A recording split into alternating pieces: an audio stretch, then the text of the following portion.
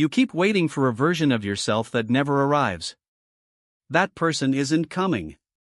You've been treating your life like a waiting room, and somewhere along the way, you convinced yourself that waiting felt safer than moving.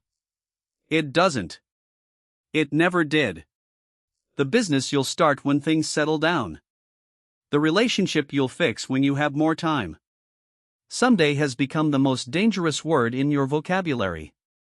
You move first, uncertain and unqualified, and the feeling of readiness shows up after, as a reward for having already started. Picture a man standing at the edge of a cold lake in early spring. Summer passes. Then autumn.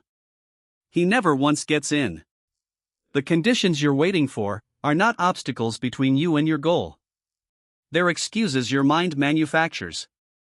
Stop treating hesitation as wisdom. Discipline isn't the absence of fear or doubt. It's the decision to act inside the discomfort. Resistance always wins negotiations.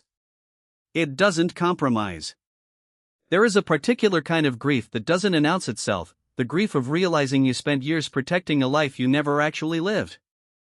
Think of a craftsman who spends his whole career sharpening his tools and never once cutting the wood. Just tools, endlessly perfected, never used for their purpose. Fear, dressed formally, sitting quietly in the corner of your ambition. They picked it up dull, and sharpened it through use so you protect your potential by never testing it. As long as the novel remains unwritten, it remains flawless. A flawed, finished thing beats a flawless, imaginary one every single time. Stop guarding your potential like a museum piece. Nobody finds time. People take it, deliberately, from something else they were doing with it. The time was never missing.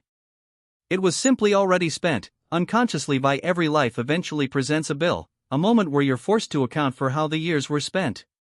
Picture an old man sitting by a window, looking out at nothing in particular. Postponing starts to look less like patience and more like what it always was. Stop rehearsing it in your mind and go do it with your hands. Stop postponing the life you want.